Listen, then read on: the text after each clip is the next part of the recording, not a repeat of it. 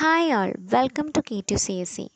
ഇന്ന് നമ്മൾ ഈ വീഡിയോയിൽ നോക്കാൻ പോകുന്നത് local consistency and types of local consistency ആണ്. വളരെ എളുപ്പമാണ്, ഒന്ന് ശ്രദ്ധിച്ചിരുന്നു കഴിഞ്ഞാൽ എല്ലാ ടോപ്പിക്കും നമുക്ക് മനസ്സിലാവും. ലോക്കൽ എന്ന് പറയുമ്പോൾ അതിൻ്റെ ഓപ്പോസിറ്റ് വേർഡ് നമുക്ക് ഓർമ്മ വരും, ഗ്ലോബൽ അല്ലേ. ലോക്കലി എന്ന് പറഞ്ഞാൽ എന്തായിരിക്കും, കുറച്ച് ഏരിയ മാത്രം ലോക്കലൈസ് ചെയ്ത് പോകുന്നതും ഗ്ലോബലി എന്ന് പറഞ്ഞാൽ എന്തായിരിക്കും, ഒരുപാട് ഏരിയ എന്നായിരിക്കും അർത്ഥം. അതേ മീനിങ് തന്നെയാണ് ഇവിടെ വരുന്നത്. അപ്പോൾ ലോക്കൽ കൺസിസ്റ്റൻസിയെ വെച്ചിട്ട് 3 പോയിൻറ്റ്സ് നമുക്ക് പഠിക്കാനുണ്ട്. ലോക്കൽ കൺസിസ്റ്റൻസി എന്ന് പറഞ്ഞാൽ if we treat each variable as A node in A graph, അതായത് നമുക്കിപ്പം ഒരു പ്രോബ്ലം തന്നേക്കുന്ന അതിൽ ഓരോ വേരിയബിൾസിനെയും നമ്മൾ ഗ്രാഫിൻ്റെ നോഡുകളാക്കി നമ്മൾ സങ്കല്പിക്കുക. അതുപോലെ if we treat each binary constraints as an arc, അപ്പം അത് തമ്മിലുള്ള കൺസ്ട്രെയിനുകളെ അല്ലെങ്കിൽ ആ റൂളുകളെ എന്താണ് ആർക്കുകളാക്കി നമ്മൾ ഇമാജിൻ ചെയ്യുക. അതായത് ഒന്നുമില്ല, ഇപ്പം എക്സ് വൈ ഇസഡ് എന്ന് പറയുന്ന പ്രോബ്ലത്തിൽ 3 വേരിയബിൾസ് ആണ്.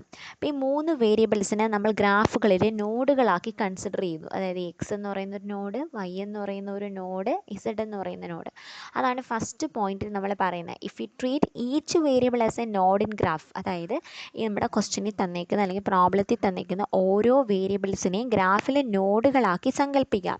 ഇനി രണ്ടാമത്തെ എന്താ പറയുന്നത്, ബൈനറി കൺസ്ട്രെയിൻസിനെ ആർക്കായിട്ട് സങ്കല്പിക്കുക. നോഡുകൾ ആർക്ക് കൊണ്ട് കണക്ട് ചെയ്താലല്ലേ അത് ഗ്രാഫ് ആവത്തുള്ളൂ. ഫോർ എക്സാമ്പിൾ ഇവിടുത്തെ constraint x is equal to y ക്യൂബും y cube is equal to z raised 4 ആണെങ്കിൽ എക്സ്, അപ്പോൾ ഇത് തമ്മിലുള്ള കണക്ഷൻ ഇങ്ങനെ വരും, ഇത് തമ്മിൽ ഇങ്ങനൊരു കണക്ഷൻ വരും. എന്നാലല്ലേ എന്തെന്ന് പറയുന്നത് അതൊരു ഗ്രാഫാവുള്ളൂ. അതായത് എക്സ് എന്ന് പറയുന്നത് വൈയുടെ ക്യൂബാണ്, വൈ ക്യൂബ് എന്ന് പറയുന്നത് ഇസഡിൻ്റെ 4th പവറാണ് എന്ന് പറയുമ്പോൾ, അതായത് ഇതാണ് നമ്മുടെ കൺസ്ട്രെയിൻസ് അല്ലെങ്കിൽ ആ റൂൾസ്. ഓക്കെ, അപ്പോൾ ഈ റൂൾസുകളെ നമ്മൾ എന്തായിട്ട് സങ്കല്പിച്ചു, ആർക്കായിട്ട് സങ്കല്പിച്ചു. ഈ ഒരു റൂള് പറയുന്നത് കൊണ്ടല്ലേ നമുക്കിത് മാപ്പ് ചെയ്യാൻ പറ്റിയത്.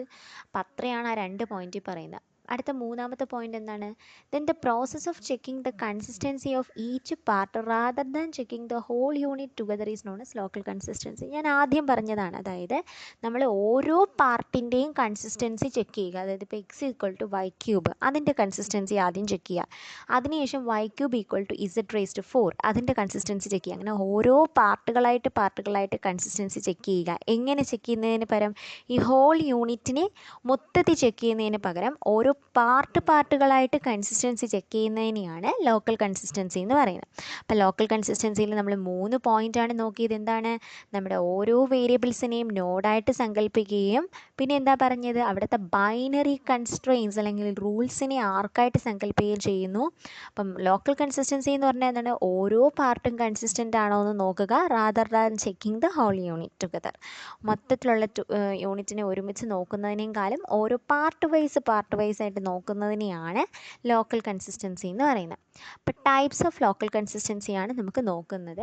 മെയിൻലി 4 എണ്ണം ഉണ്ട്. Node consistency, arc consistency, path consistency, k consistency. വളരെ എളുപ്പമാണ്, ശ്രദ്ധിച്ചിരുന്നു കഴിഞ്ഞാൽ നമുക്ക് മനസ്സിലാവും. നോഡ് കൺസിസ്റ്റൻസി, നോഡ് എന്ന് പറഞ്ഞാൽ എന്തുമായിരിക്കും, ഈ ഒരു വേരിയബിൾ ആയിരിക്കും അല്ലേ.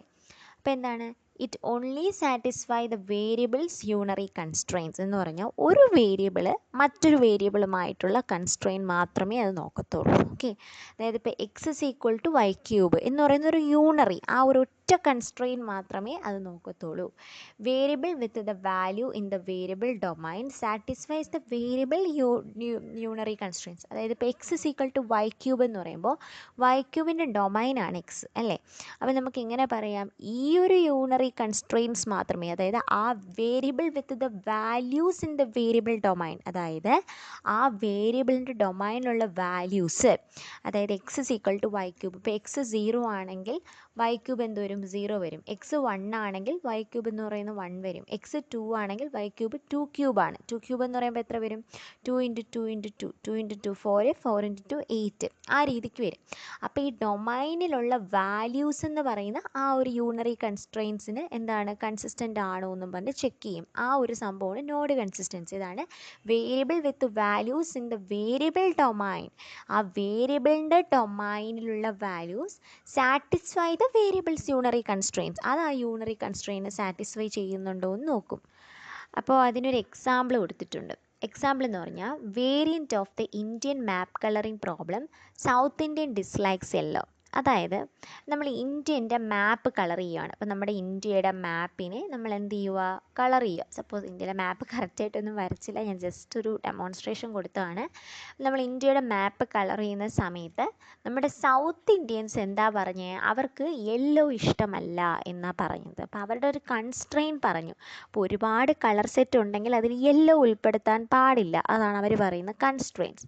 അപ്പോൾ ഇത് വേരിയബിൾ സൗത്ത് ഇന്ത്യൻ വിത്ത് ഡൊമൈൻ. ഇപ്പോൾ സൗത്ത് ഇന്ത്യന് കൊടുത്തേക്കുന്ന ഡൊമൈൻ വേരിയബിൾസ് എന്ന് പറയുന്നത് റെഡ് ഉണ്ട്, യെല്ലോ ഉണ്ട്, ബ്ലൂ ഉണ്ട്. സോ നമുക്കിവിടെ എന്താ എലിമിനേറ്റ് ചെയ്യേണ്ടത്, യെല്ലോ ആണ് എലിമിനേറ്റ് ചെയ്യേണ്ടത്. So we can eliminate yellow and reduce the domain to red blue. അതായത് നമ്മൾ ആ യെല്ലോ എന്ന് പറയുന്ന സാധനത്തിനെ എന്ത് ചെയ്തു, എലിമിനേറ്റ് ചെയ്തപ്പോൾ ഇവിടുത്തെ ഈ ഡൊമൈൻ എന്ന് പറയുന്നത് എന്തായി, റെഡും ബ്ലൂവും മാത്രമായിട്ട് മാറി. അപ്പോൾ ഇതാണ് പറയുന്നത്. അപ്പോൾ ഒരു കാര്യം നമുക്ക് മനസ്സിലാക്കാം, എന്താണ്, കൺസ്ട്രെയിൻസ് വെച്ചിട്ട് ഡൊമൈനിൽ നിന്നൊരു സാധനങ്ങൾ നമ്മൾ എലിമിനേറ്റ് ചെയ്യുമ്പോൾ ഡൊമൈൻ എന്ത് ചെയ്യുന്നു, റെഡ്യൂസ് ചെയ്യുന്നു. അപ്പം നമുക്ക് നെക്സ്റ്റ് വീഡിയോയിൽ ആർ കൺസിസ്റ്റൻസി നോക്കാം.